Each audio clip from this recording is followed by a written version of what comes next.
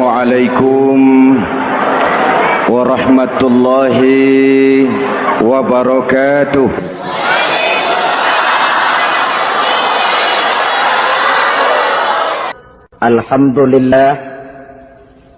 Alhamdulillahillazi ja'ala Ramadhana shahra as-siyama lil mu'minin. Wassalatu wassalamu ala ashrafil anbiya'i wal mursalin Sayyidina wa maulana Muhammadin wa ala alihi wa ashabihil mujahidin at-tahirin, amma ba'du. Salah satu dari rukun Islam yang 5 ialah melaksanakan ibadah puasa di bulan suci Ramadan. Puasa memang merupakan syariat yang cukup tua dalam kehidupan beragama.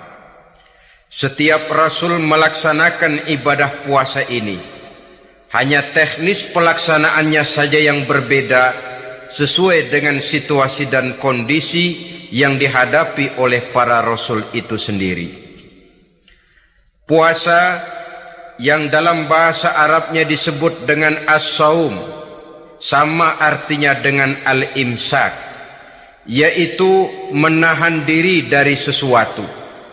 Dalam pengertian syar'i, puasa ialah menahan diri dari segala yang membatalkan sejak fajar sampai terbenam matahari. Pada pertemuan kali ini, secara khusus kita akan membicarakan tentang puasa ini. Kita akan mulai dari yang pertama, puasa sunnah. Sebagaimana yang kita maklum, sunnah adalah satu perbuatan yang apabila kita kerjakan berpahala, tapi apabila kita tinggalkan tidak merupakan dosa. Hanya saja ia merupakan barometer dan ukuran daripada orang-orang yang cinta kepada sunnah itu sendiri. Ada banyak jenis puasa-puasa sunnah ini. Yang pertama, puasa sunnah di bulan Muharram. Rasulullah sallallahu alaihi wasallam bersabda, "Afdhalus siyami ba'da Ramadan syahrullahil Muharram, wa afdhalus salati ba'dal fariḍah salatul lail." Diriwayatkan oleh Muslim dari Abi Hurairah. Puasa yang paling utama sesudah puasa Ramadan tidak lain adalah puasa di bulan Muharram. Dan solat yang paling afdal sesudah solat yang wajib adalah solat pada sepertiga malam yang akhir. Puasa di bulan Muharram merupakan puasa sunnah dan mempunyai nilai yang sangat besar dalam pandangan Allah Subhanahu wa ta'ala. Buat mereka yang mampu melaksanakan puasa sunnah di bulan Muharram ini, boleh melaksanakannya selama 10 hari. Hari yang pertama, boleh juga 3 hari saja, atau setidak-tidaknya 1 hari daripada bulan Muharram. Yang kedua, puasa 10 hari daripada bulan Zulhijjah. Karena bulan Zulhijjah ini memang termasuk bulan yang dimuliakan oleh Allah Subhanahu wa ta'ala. Pertama, di sana ada hari Tarwiyah, ada hari Arafah, ada hari Kurban, ada Talbiyah, ada pelaksanaan haji dengan segala manasiknya. Maka puasa sunnah di bulan Zulhijjah merupakan amalan yang sangat utama dan besar pahalanya dalam pandangan Allah Azza wa Jalla. Sebagian ulama menjelaskan, man shoma hazihil ayyam akramahullahu bi asyri asya'in. Siapa orang yang melaksanakan ibadah puasa sunnah pada hari-hari 10 di bulan Zulhijjah ini, Allah Subhanahu wa ta'ala akan memuliakannya dengan 10 macam perkara. Saudara, ini keuntungannya. Yang pertama, orang yang puasa di hari-hari 10 bulan Zulhijjah diberikan al-barakah fi umrihi, diberikan keberkahan pada umurnya. Setiap kita ingin memperoleh umur yang berkah. Umur yang berkah itu yang bagaimana? Apa yang jumlahnya panjang? Mungkin. Tetapi yang jelas umur yang berkah ini adalah umur yang bisa dipertanggungjawabkan di hadapan Allah Subhanahu wa ta'ala. Artinya umur yang diisi penuh dengan kebajikan, umur yang diisi dengan segala macam kegiatan ibadah, dan umur yang dengan demikian sungguh pun kita sudah mati, jasad terkubur dalam tanah, nama kita akan tetap hidup, dikenal orang oleh karena kebajikan yang kita kerjakan. Saya kira akan lebih merupakan azab ketimbang nikmat kalau orang diberikan umur panjang tapi hanya untuk menumpuk-numpuk dosa saja. Kan lebih baik mana? Umur pendek banyak pahala, umur panjang banyak dosa. Lebih baik mana? Saya yakin yang paling baik tentu umur panjang banyak pahala. Paling sial umur pendek dosa melulu. Sudah diberikan umur pendek tidak seberapa, dosa berlipat ganda. Itu kalau orang kampung bilang tekor namanya. Rugi. Umur pendek hanya untuk menumpuk-numpuk dosa. Boleh jadi kalau umat-umat zaman dulu, saudara, mereka diberikan umur panjang. Nabi Adam, kita tahu Nabi Adam itu 2000 tahun umurnya. Nabi Nuh 950 tahun. Umatnya ya rata-rata segitu itu. Nah, kalau mereka misalnya punya umur 800 tahun, lalu 200 tahun mereka melakukan dosa, kan masih punya restan 600 tahun untuk taubat. Karena umurnya diberikan jatah panjang. Kita ini oleh Allah Subhanahu wa ta'ala, umat Nabi Muhammad ini umurnya pendek-pendek. Kalau nyontoh Nabi 63 tahun saja. Kalau diberikan 70 tahun umur kita sekarang, itu sudah dapat jatah lebih 7 tahun. Alhamdulillah bahwa Allah memberikan saat-saat, waktu-waktu, tempat-tempat yang punya nilai istimewa, sehingga umur yang pendek ini bisa bernilai panjang, nilai ibadahnya bisa bernilai pahala seperti umat yang berumur panjang dahulu itu. Karena itu manfaatkan umur dengan baik, dan salah satu keberkahan daripada umur akan datang dengan melaksanakan ibadah puasa sunnah. Ini yang pertama. Yang kedua, az-ziyadatu fi malihi, diberikan tambahan hartanya, menjadi orang kaya. Kaya apa? Kaya hati setidak-tidaknya. Karena dengan tekun dan rajin melaksanakan ibadah puasa, yang segera tertanam dalam jiwa seseorang merasakan cukup di dalam kehidupan.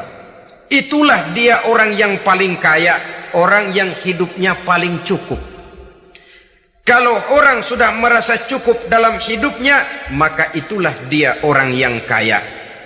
Saudara-saudara kaum muslimin rahimakumullah, puasa sunnah memberikan tambahan harta, usahanya berkembang. Dengan demikian membawa keberkahan, hartanya makin bertambah, akan menunjang ibadahnya kepada Allah, lebih memantapkan dan membawa ketenangan dalam hidupnya. Itu termasuk berkahnya melaksanakan puasa sunnah itu.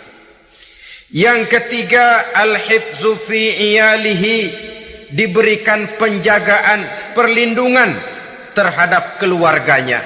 Anaknya sehat, sanak famili dan handai tolannya terjaga dan terpelihara dari segala malapetaka, dari segala mara bahaya.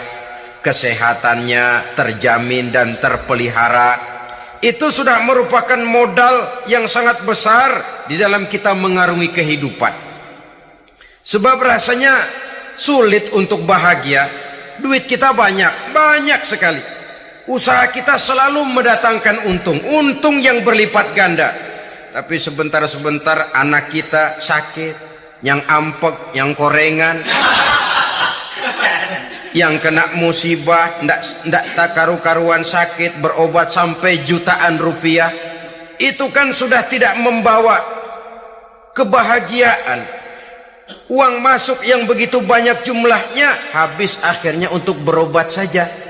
Sebenarnya hitung-hitung ya seri-seri juga. Usaha berhasil, duit banyak, habis untuk berobat. Lah sama juga saudara-saudara. Jadi dengan demikian, biar duit kita banyak, asal keluarga pada sehat saja, udah enak bener itu. Duit banyak, ekonomi cukup, keluarga sehat, nikmat rasanya menjalani kehidupan ini. Yang kiamat sudah duit kagak barang seperak, keluarga ampek semua. Kiamat sudah. Saudara hadirin yang saya hormati, jadi yang ketiga, Allah memberikan pemeliharaan terhadap keluarganya. Satu kali orang dipelihara Allah, tidak satu kekuatan pun yang bisa mencelakakan. Satu kali orang disengsarakan Allah, tidak satu tenaga pun yang mampu menyelamatkannya. Itulah sebabnya perlindungan Allah, pemeliharaan Allah terhadap diri dan keluarga sangat kita perlukan di dalam kehidupan ini. Dengan melaksanakan ibadah puasa, kita mendekatkan diri kepada Allah. Dengan dekat kepada Allah, maka Allah pun dekat kepada kita. Sehingga dalam hadis qudsi dikatakan, ta'arraf ilallahi firraha ya'rifka fisyiddah. Ingatlah kepada Allah di waktu kamu senang, agar Allah ingat kepada kamu di waktu kamu susah. Yang kita laksanakan kadang-kadang sebaliknya. Waktu susah kita ingat Allah, waktu senang kita lupa Allah. Akhirnya nanti pada waktu kita melarat, kebelangsak, susah dan sebagainya, pertolongan tidak akan datang kepada kita. Benar, ta'arraf ilallah firraha ya'rifka fisyiddah. Ingatlah kepada Allah di waktu kamu susah, ingatlah kepada Allah di waktu kamu senang, agar Allah ingat kepadamu di waktu kamu mendapat kesusahan. Umumnya watak manusia memang kalau sudah dapat susah, ingat kepada Allah. Waktu duduk, waktu berbaring, sambil tidur, dalam segala keadaan Allah disebutnya, Allah dimintakan pertolongannya. Tapi dikala dia berada pada posisi di atas angin, merasa senang, bahagia, Allah terlupakan. Saudara-saudara kaum muslimin, itu yang ketiga. Yang keempat, at-takfiru li sayyiatihi. Orang yang melaksanakan puasa sunnah itu diampuni segala dosa dan kesalahan yang telah dilakukannya. Dan yang kelima, at-tad'ifu li hasanatihi. Diberikan balasan yang berlipat ganda dari segala kebaikan yang dikerjakannya. 1 bisa berbalas 7, 7 bisa berbalas 10, 10 masih berbalas 100, masih ditambah dengan wallahu yudha'ifu liman yasha. Allah melipat gandakan pahala orang-orang yang dikehendakinya. Maka carilah satu kebaikan yang apabila kita kerjakan, dosa akan dihapus dan nilai pahalanya menjadi berlipat ganda. 1 kali kita bekerja, 2-3 pulau bisa kita raih dan kita jangkau. Yang keenam, orang yang melaksanakan puasa sunnah di bulan Zulhijjah, at-tashil li sakarati mautihi. Diberikan kemudahan pada saat menghadapi sakaratul maut. Maut a mysterious problem. Dia adalah pintu yang setiap orang pasti akan memasukinya. Bahwa mati adalah mati, itu semua kita tahu. Tapi hakikat orang pada saat menghadapi mati itu kan berbeda-beda.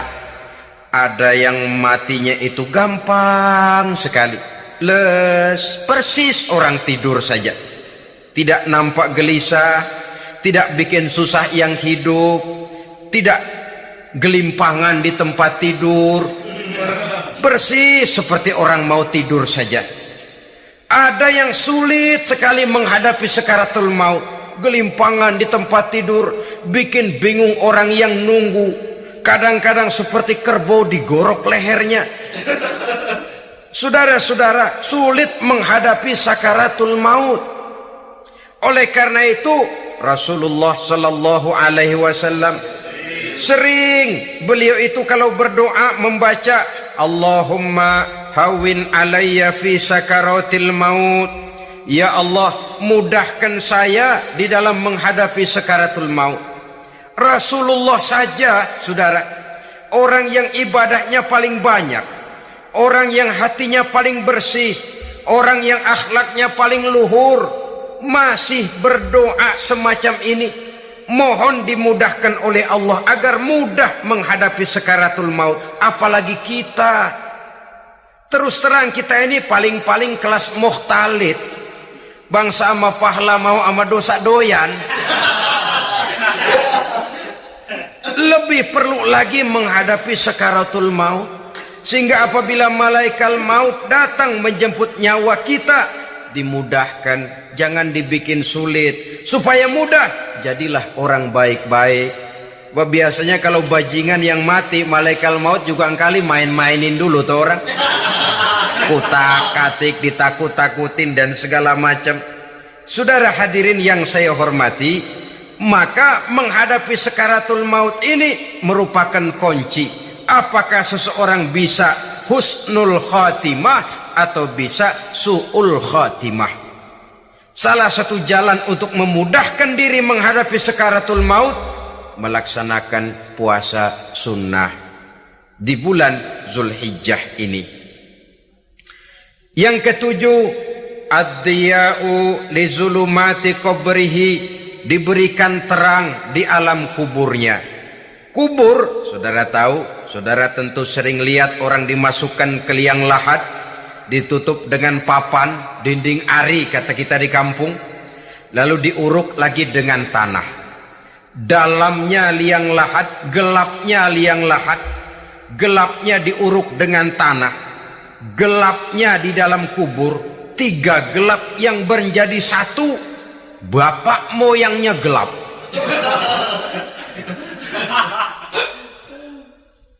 Puasa sunnah ini merupakan terang di alam kubur kita nanti.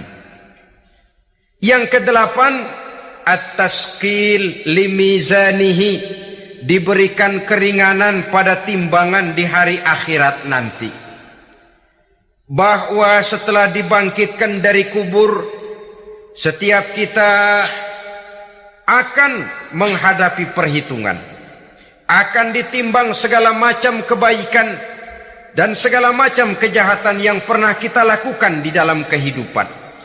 Orang yang melaksanakan ibadah puasa sunnah, at-taskilu limizanihi, diberikan keringanan timbangan hari akhiratnya nanti.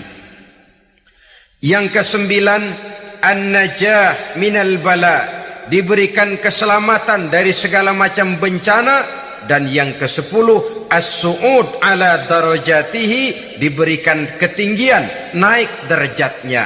Derajat di dunia, lebih-lebih lagi derajat di akhirat nanti. Ini keutamaan yang diberikan Allah Subhanahu wa ta'ala kepada mereka yang melaksanakan ibadah puasa 10 hari di bulan Zulhijjah menurut penjelasan sebagian dari para ulama kita. Jadi setelah puasa Muharram ada lagi puasa Zulhijjah. Kemudian puasa sunnah yang ketiga, puasa sunnah pada hari Senin dan hari Kamis. Apa sumber hukumnya? Diriwayatkan oleh Imam Muslim dari Abi Qatadah. Rasulullah sallallahu alaihi wasallam ditanya tentang puasa pada hari Senin. Kenapa Rasul melakukan itu? Beliau menjawab, zalika yaumu wulidtu fihi wa yaumu bu'istu au unzila alayya fihi. Hari Senin itu adalah hari di mana aku dilahirkan dan hari di mana aku dibangkitkan. Wahyu pertama turun kepadaku pun pada hari itu. Maka sunnah melaksanakan puasa pada hari itu. Adapun hari Kamis, ada hadis yang diriwayatkan oleh Imam Turmuzi dari Abi Hurairah, Nabi bersabda, tu'radul a'malu yaumul isnaini wal khamisi fa uhibbu ay yu'rada amali wa ana shaim. Diangkat, disetor amal setiap manusia pada hari Senin dan pada hari Kamis. Maka aku ingin, kata Nabi, agar pada saat amalku disetor itu aku sedang puasa. Jadi malaikat itu menurut riwayat ini mencatat dan menyetorkan catatan amalan seseorang pada hari Senin, pada hari Kamis. Tiap hari Senin amalan kita disetor oleh malaikat. Catatan terakhir tentu yang sedang kita kerjakan. Sehingga yang masuk daftar, saya tinggalkan orang ini, dia sedang puasa. Karena naik catatan amalnya pada hari Senin. Kamis diangkat lagi, catatan paling akhir, saya tinggalkan orang ini, dia sedang puasa. Itu makna fa uhibbu ay yu'rada amali wa ana shaim. Aku senang kalau pada saat amalku disetor, catatan paling akhir aku lagi puasa. Satu keistimewaan. Alangkah celaka tiap amalan disetor kita sedang berbuat jahat. Senin, Kamis, teler, mabok, judi. Tiap amalan disetor catatan akhirnya saya tinggalkan si fulan lagi teler. Laporan Senin. Kamis laporan lagi, saya tinggalkan si fulan lagi mirit kartu. Saudara hadirin yang saya muliakan, alangkah jeleknya catatan kita. Oleh karena itu sunnah puasa pada hari Senin dan hari Kamis. Ini amalan sunnah, saudara-saudara. Dan oleh karena ini amalan sunnah, sebagian ulama memberikan penjelasan, walaupun lupa niat, kalau sudah malam itu lupa niat, boleh niatnya sudah siang puasa sunnah ini. Dengan catatan dari pagi belum makan apa-apa. Malam saudara lupa, tahu-tahu ingat ini hari Senin, ini hari Senin. Dah jam 10, niatlah jam 10 itu. Sah puasanya asal dari pagi belum makan apa-apa. Tapi kalau sudah dapat 2 piring baru niat, jam 10 itu lain, ngojek namanya.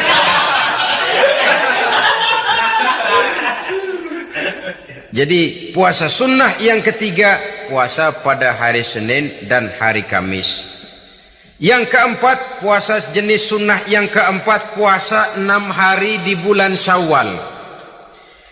Diriwayatkan oleh Imam Muslim dari Abi Ayyub bahwa Nabi bersabda, "Man shoma Ramadhana summa atba'ahu sittan min Syawal kana kasyamid dahri."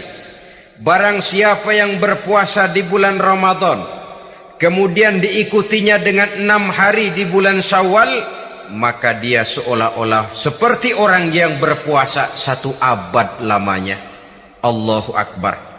Demikian besar keuntungannya. 6 hari di bulan Syawal sama dengan orang yang berpuasa 1 abad lamanya.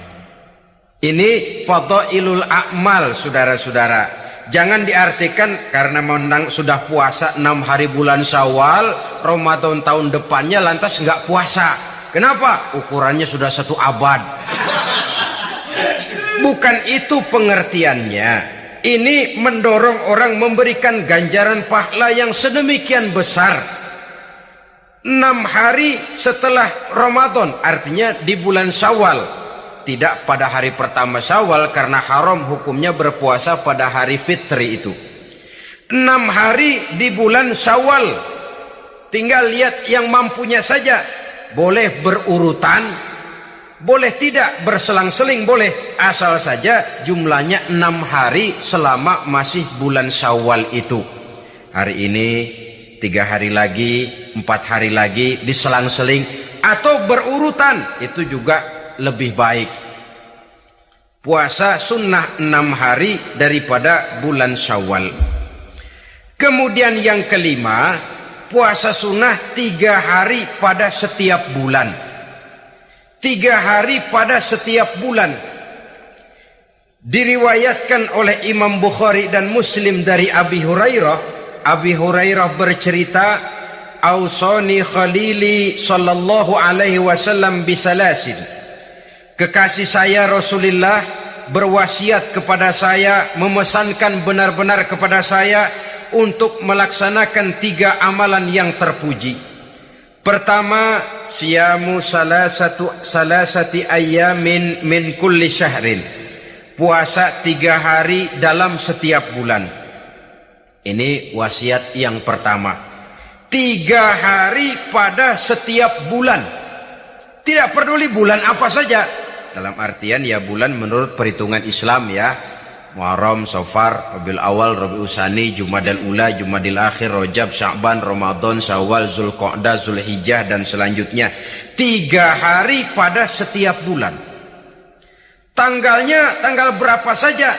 Lebih utama pada yang disebut Yaumul Bid, yaitu hari-hari di mana bulan menunjukkan purnama.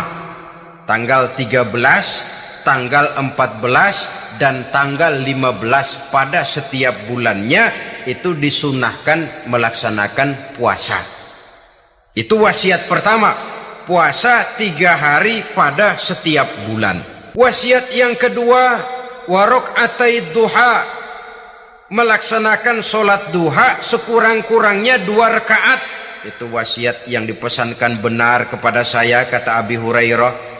Pertama, puasa 3 hari pada setiap bulan. Yang kedua, usahakan jangan meninggalkan 2 rakaat minimal daripada sembahyang duha. Kita tahu sembahyang duha itu sembahyang sunnah di waktu pagi seketika matahari naik sepenggalahan. Sekurang-kurangnya 2 rakaat, sebanyak-banyaknya 8 rakaat. Di antara fadilah atau keutamaan daripada sholat duha ini yaitu menyangkut masalah rezeki dan usaha. Kemudian wasiat yang ketiga, wa an utira qabla an anama. Beliau sangat berwasiat kepada saya untuk sholat witir sebelum tidur. Artinya sholat malam sebagai amalan sunnah di dalam kehidupan kita. Jadi saudara-saudara, dalam hidup ini kita akan selalu berbentur dengan keperluan. Kalau pada satu saat kita sudah sampai kepada tahap berpikir ini keperluan saya, tentu hal-hal semacam ini akan kita kerjakan. Kita belum tergerak melaksanakan ini semua oleh karena barangkali kita merasa belum memerlukannya. Karena itu, marilah kita berusaha di samping melaksanakan puasa yang wajib, juga melaksanakan puasa yang sunnah di dalam kehidupan kita. Ini jenis puasa-puasa yang sunnah. Kemudian yang kedua, ada macam puasa yang disebut puasa nazar. Hukum pelaksanaannya wajib apabila nazarnya sudah terwujud. Puasa nazar, puasa yang dikaitkan dengan suatu persoalan. Umpamanya, kalau saya lulus ujian, saya akan puasa 1 minggu lamanya. Begitu ujiannya ternyata lulus, dia wajib bayar nazarnya. Puasa 7 hari, tidak lagi sunnah, tapi wajib karena dia nazarkan. Asal saja tidak sah nazar kepada yang makruh, apalagi kepada yang haram. Umpamanya nazar kalau tembus 6 nomor mau puasa 3 hari. Itu nazar semacam itu bukan saja tidak sah, tapi haram hukumnya. Tidak boleh nazar kepada yang makruh, apalagi kepada yang haram. Jadi apabila maksud yang sudah kita niatkan tercapai, wajiblah nazar itu dibayar, yaitu kalau nazarnya sunnah, melaksanakan ibadah puasa. Saudara-saudara kaum muslimin rahimakumullah, jenis puasa yang ketiga kita kenal dengan puasa wajib, dan ini kita laksanakan pada bulan suci Ramadan. Tentang teknis pelaksanaan ibadah puasa di bulan Ramadan sudah pernah saya bicarakan pada pertemuan tentang Ramadan dan Idul Fitri. pada kesempatan ini saya hanya ingin mengajak bahwa di dalam melaksanakan ibadah puasa Ramadan ini, marilah kita mengadakan evaluasi. Kenapa demikian? Barangkali secara jujur, walaupun agak berat, saya masih harus berkata, masih banyak di antara kita umat Islam yang di dalam melaksanakan suatu ibadah terjebak dalam rutinitas ritual. Apa itu rutinitas ritual? Itu bahasa susah. Berhubung saya tidak ingin bicara yang susah-susah, kita bicara yang mudah-mudah saja. Maksud saya, banyak di antara kita umat Islam yang di dalam melaksanakan suatu ibadah itu hanya dengan prinsip asal sekadar gugur kewajiban saja.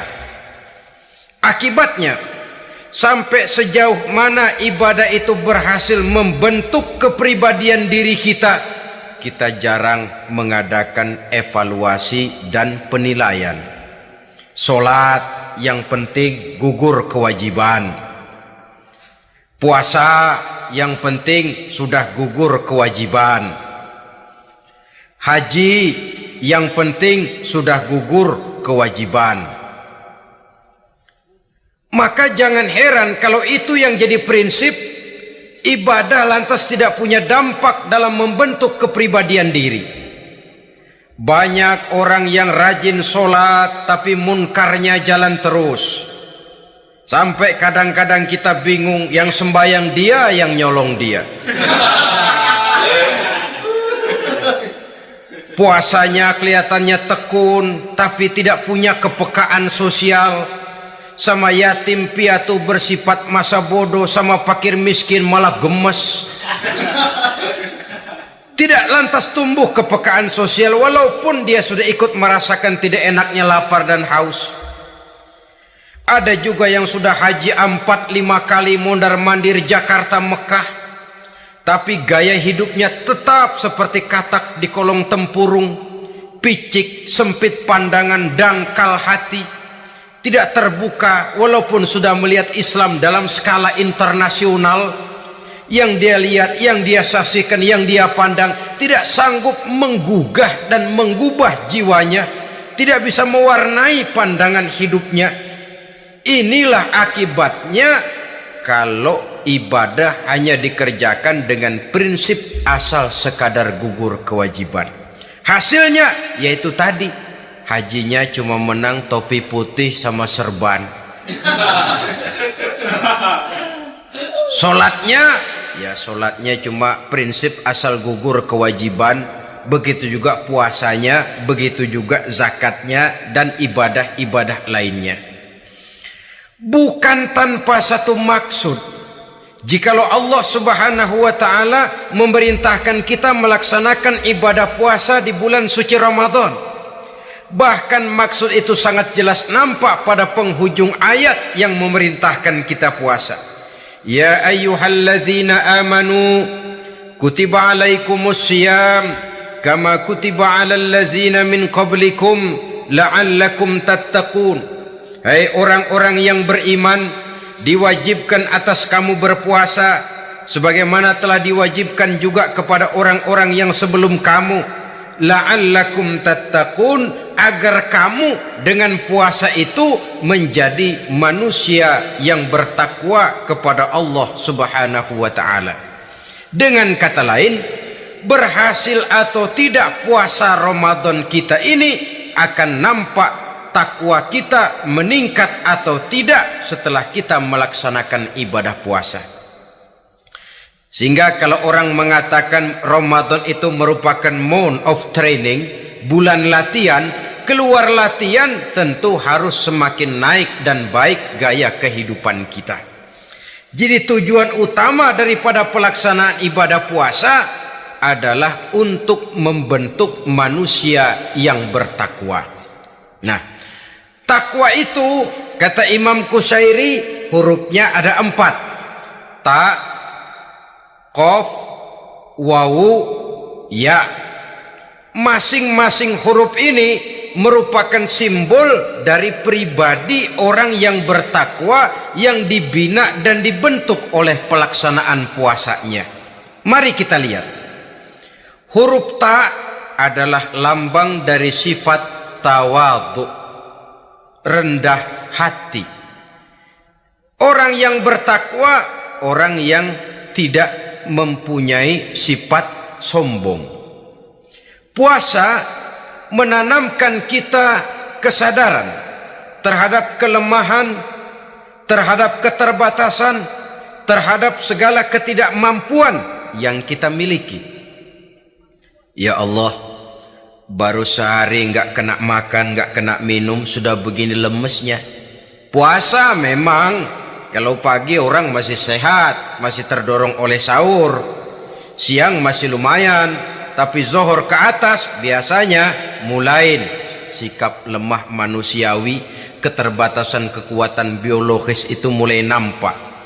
Dari sini tanam satu kesadaran. Kalau begitu apa yang mau disombongkan di hadapan Allah?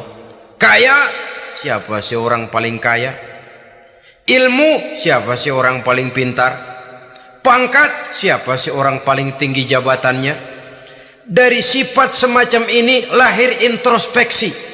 Rasa mawas diri, timbul sifat tawaduknya, rendah hatinya, tidak melonjak menjadi angkuh dan sombong lantaran sedikit kemampuan dan kekuatan yang dimilikinya.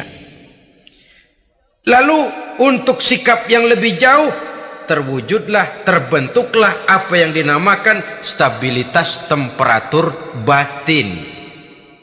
Orang tetap konstan menjaga nilai-nilai idealisme yang pernah dimilikinya. Dia mulai dengan adil, dia berjalan tetap dengan keadilan, dan dia berakhir juga tetap dalam keadilan. Jangan mulainya adil, tengahnya setengah adil, di akhirnya malah zolim sama sekali. Ini tidak punya stabilitas temperatur batin. Kan banyak orang begitu toh. Mulanya benar, belakangan mau benar sendiri. Mulanya sudah rela berkorban buat kepentingan orang banyak, belakangan malah selalu mengorbankan kepentingan orang banyak. Waktu di bawah rajin baca ayat kursi, dapat kursi lupa ayat.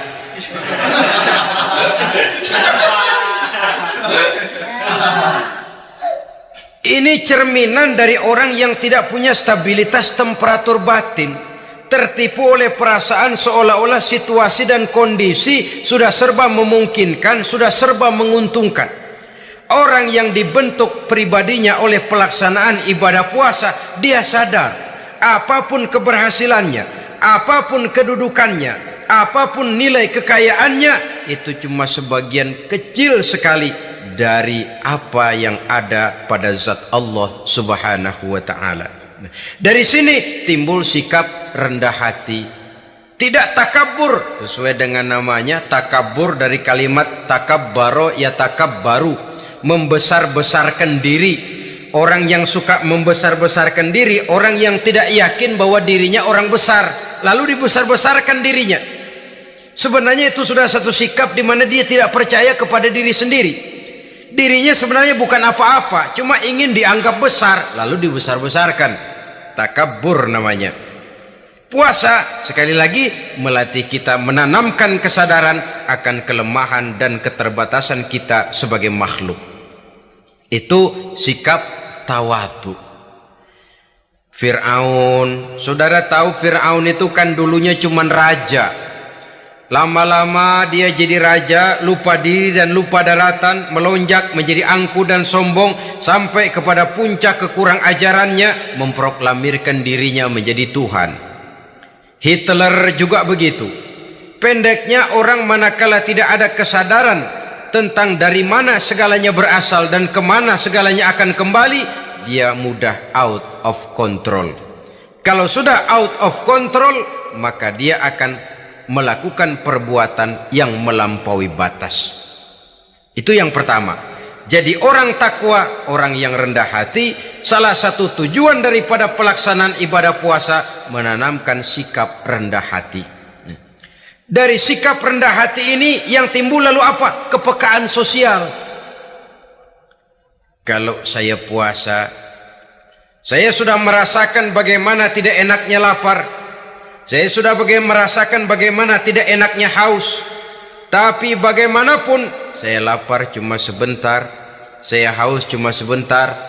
Selesai maghrib, lapar saya hilang, haus saya hilang. Bagaimana yatim piatu, orang-orang tua jompo yang perlu santunan, orang-orang miskin yang terkapar di kolong-kolong jembatan, yang tiap hari merasakan perasaan seperti ini, tanpa tahu kapan hidup dan nasibnya akan berubah, tidur beratapkan langit, berselimut koran. Kalau demikian, saya ini beruntung. Kalau demikian, apa yang bisa saya lakukan untuk mereka? Kepekaan sosial ini lalu timbul dalam apa yang orang sekarang namakan solidaritas kesetiakawanan sosial. Hidup tidak hanya untuk kepentingan diri dan perutnya sendiri saja, tapi mau menolong, mau membantu orang yang memang memerlukan bantuan dan pertolongan itu sendiri. Jangan setelah tahu lapar tidak enak, haus tidak enak, tapi kita tidak mau tenggang rasa, tidak mau timbang rasa. Begini loh tidak enaknya lapar, begini loh tidak enaknya haus. Ini terjadi pada diri saya. Saya masih mampu, masih berbuka puasa. Bagaimana yang tiap hari merasakan seperti ini? Tidak Ramadan, tidak Syawal, tidak Zulqa'dah, tidak Zulhijjah, selalu kelaparan dan kehausan. Dari sana timbul kepekaan sosial. Lalu lahirlah sikap pemurah, dermawan, mau menoleh ke kiri dan ke kanan. Bahkan Al-Quran itu sampai mengancam betul. Ara'aita allazi yukadzibu bid-din fadzalika allazi yad'ul yatim wa la yahuddu ala ta'amil miskin. Tahukah kamu siapa orang yang mendustakan agama? Beragama tapi mendustakan agama. Islam katanya tapi mendustakan Islam. Solat dia tapi mendustakan solat. Puasa dia tapi mendustakan puasa. Siapa mereka itu?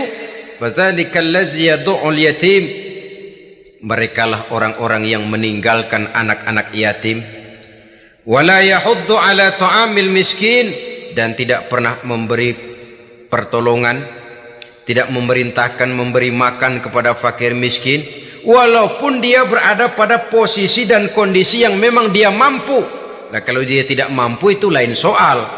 Dia mampu, dia tahu, dan dia diam saja, itu termasuk yukadzibu biddin, orang-orang yang mendustakan agama.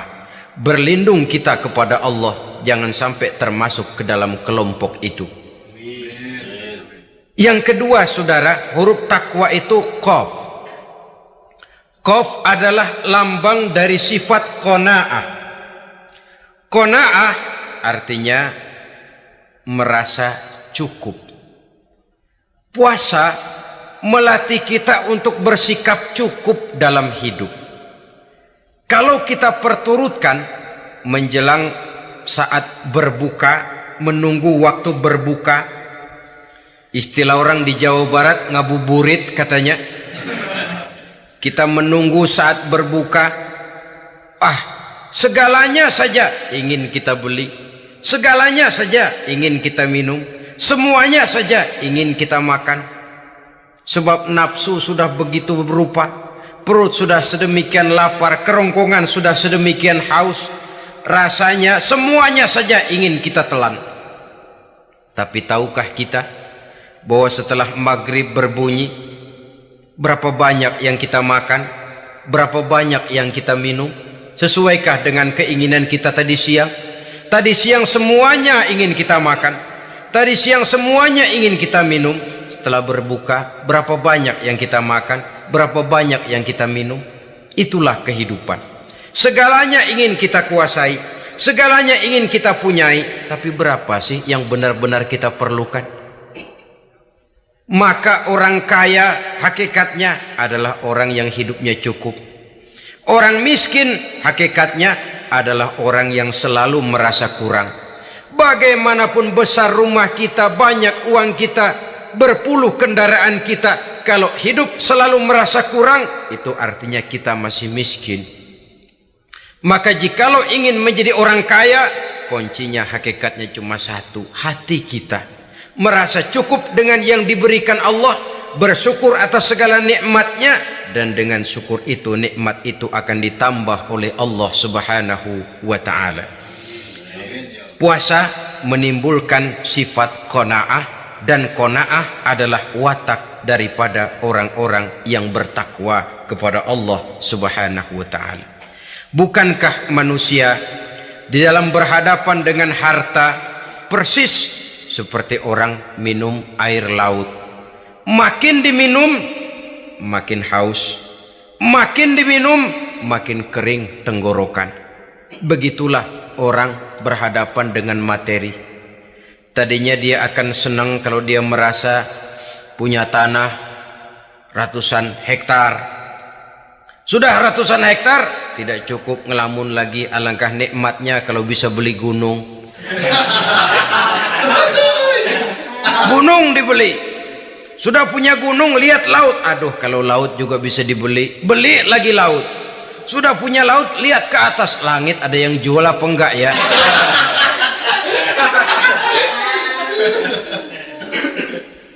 Seperti orang berhadapan dengan air laut yang makin diminum makin membuat kita haus dan makin kering tenggorokan ini. Maka itu harus dihentikan. Sikap untuk menghentikan itu tidak lain adalah dengan sifat qanaah itu tadi.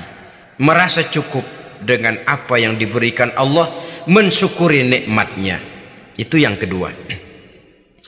Yang ketiga, pada kalimat takwa ada huruf wawu. Wawu adalah simbol dari sifat wara dengan ain. Wara, orang yang terpelihara dirinya baik dari yang syubhat, lebih-lebih dari yang haram. Syubhat, saudara tahu, barang yang remeng-remeng.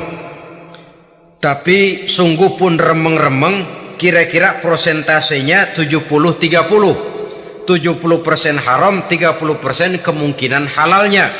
Maka yang syubhat lebih baik dijauhi daripada diambil.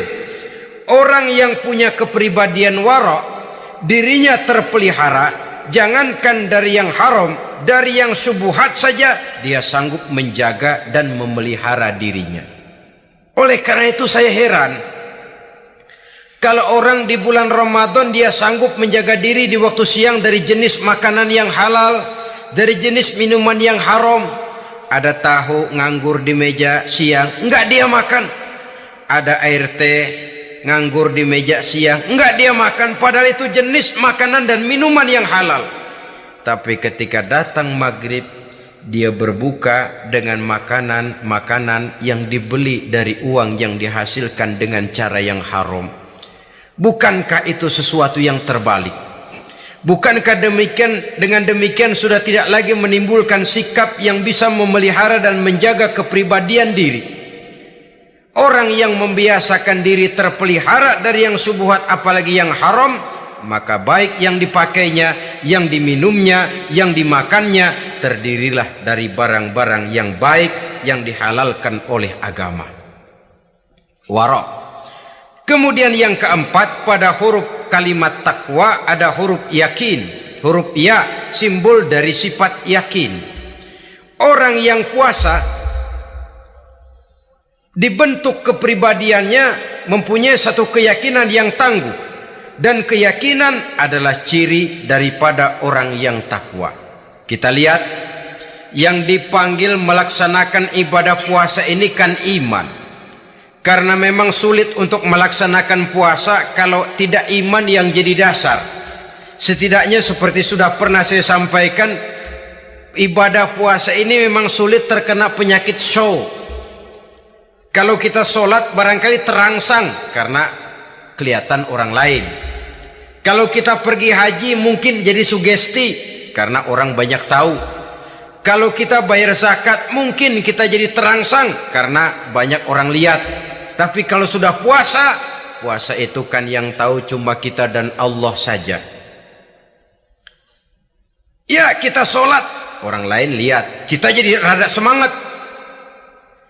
Kita pergi haji, orang lain banyak ngantar, kita semangat. Kita bayar zakat, orang lain banyak saksikan, kita bersemangat.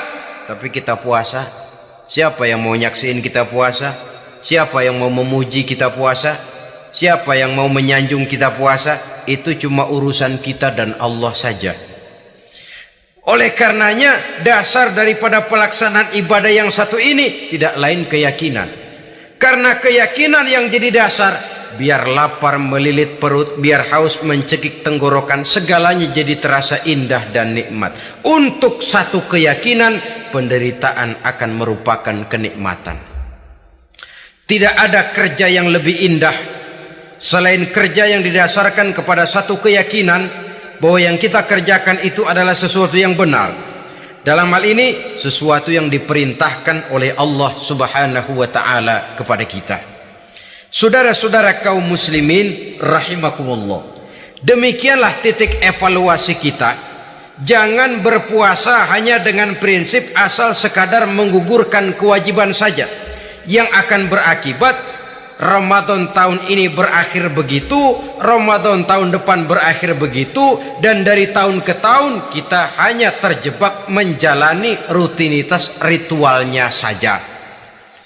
Bahkan kadang-kadang yang nyata betul, Nabi menganjurkan tingkatkan ibadah pada 10 hari yang akhir di bulan Ramadan, tanggal 20 sampai akhir Ramadan.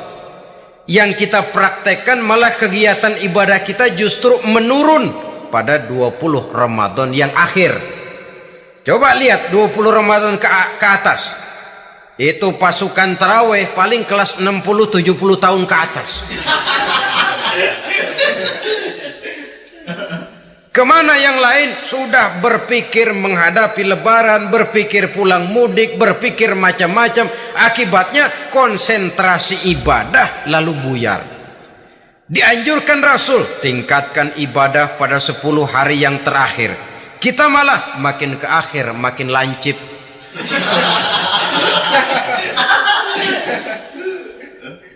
Saudara-saudara kaum muslimin rahimakumullah, kita terjebak oleh sesuatu yang sementara, oleh sesuatu yang bersifat kulit, lalu meninggalkan isinya. Padahal jikalau kita tidak mengisi Ramadan dengan kegiatan ibadah, berarti kita tidak keluar dari Ramadan dengan jiwa yang baru, yang sudah ditempa oleh pengalaman ibadah di bulan Ramadan. Artinya kita tidak kembali kepada fitrah, kesucian seperti saat kita dilahirkan. Lalu kalau kita tidak kembali kepada fitrah, apa yang mau kita rayakan pada Idul Fitri itu? Di mana letak kegembiraan kita? Di mana letak kebahagiaan hati? Kembalikah kita kepada fitrah? Tidak. Benarkah puasa yang kita kerjakan? Kelihatannya juga tidak. Adakah dampak dari pelaksanaan ibadah dalam pribadi kita? Tidak. Kadang-kadang Ramadan selesai malah teriak merdeka.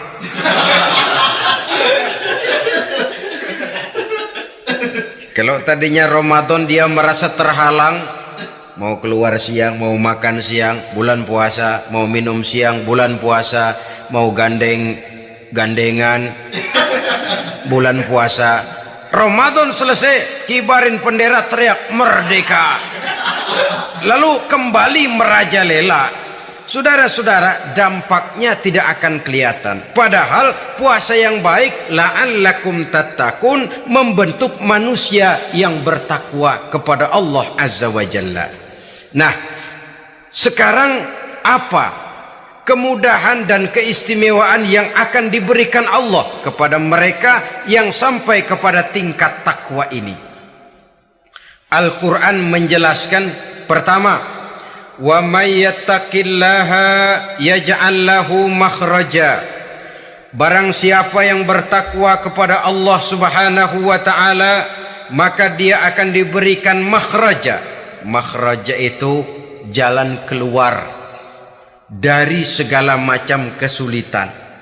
Jalan keluarnya ada saja. Menurut ukuran kemampuan dia tidak mungkin, mustahil, tidak bisa. Mana mungkin, tapi pada waktunya ada saja jalan keluarnya.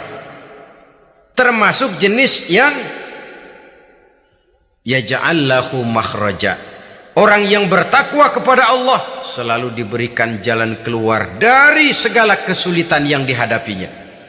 Siapa sih orangnya yang tidak pernah sulit dalam hidup ini? Siapa orang yang tidak pernah mengalami kesulitan? Tapi kadang orang menilai, itu kelihatannya hidupnya enak aja ya, kayaknya gak pernah mengalami kesulitan. Sebenarnya bukan tidak pernah mengalami kesulitan, Allah selalu memberikan jalan keluar dari segala kesulitan yang dihadapinya. Lah kalau Allah yang memberikan jalan keluar, tentu sangat mudah sekali. Orang yang bertakwa diberikan jalan keluar dari segala macam kesulitan. Satu. Yang kedua, wa yarzuqhu min haitsu la yahtasib. Dia akan diberikan rezeki oleh Allah dengan jalan yang tidak disangka-sangka. Rezekinya datang dengan cara yang tidak disangka-sangka. Gajinya mungkin kecil, tapi penghasilannya gede. Kan itu yang penting.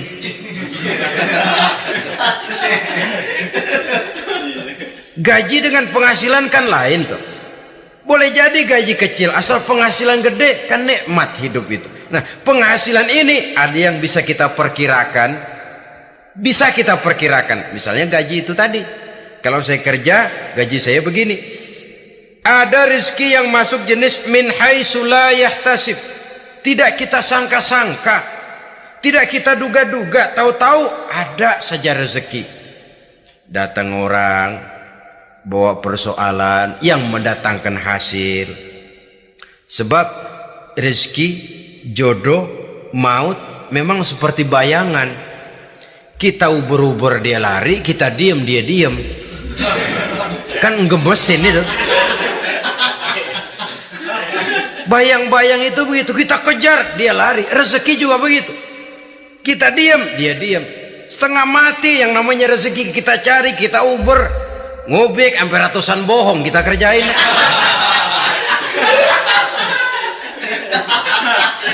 Tapi memang belum waktunya, ya sulit untuk tembus.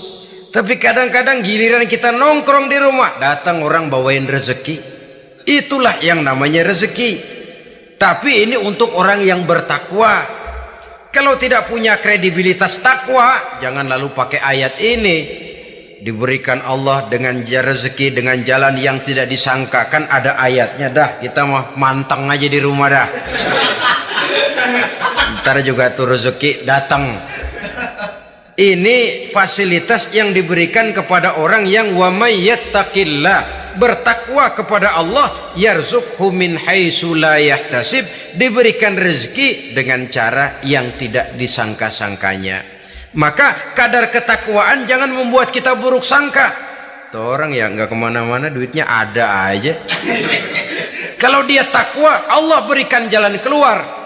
Jangan lantas ngelihat kiai orangnya ahli ibadah, ilmunya tinggi, akhlaknya luar biasa, takwanya tinggi, rezekinya lancar, lalu husnuzon nih kiai nggak kemana-mana, duitnya banyak, miara tuyul kali ini. Itu termasuk jaminan Allah yang masuk kategori min haitsu la yahtasib. Yang ketiga, yaj'al lahu min amrihi yusra, dimudahkan segala urusannya. Dimudahkan segala urusannya. Kemudian yang keempat, yukaffir anhu sayyiatihi wa yu'azzim lahu ajra, diampuni segala kesalahannya dan dibesarkan pahala kebaikan yang dikerjakannya. Maka mudah-mudahan puasa yang kita kerjakan mengantarkan kita kepada ketakwaan kepada Allah, dan takwa membuka janji Allah kepada kita di dalam kehidupan ini. Inilah saja yang kita bicarakan pada pertemuan